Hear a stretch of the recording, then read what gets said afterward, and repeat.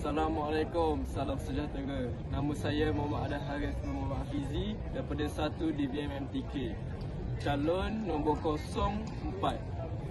Pada hari ini saya akan menyatakan dua manifesto saya.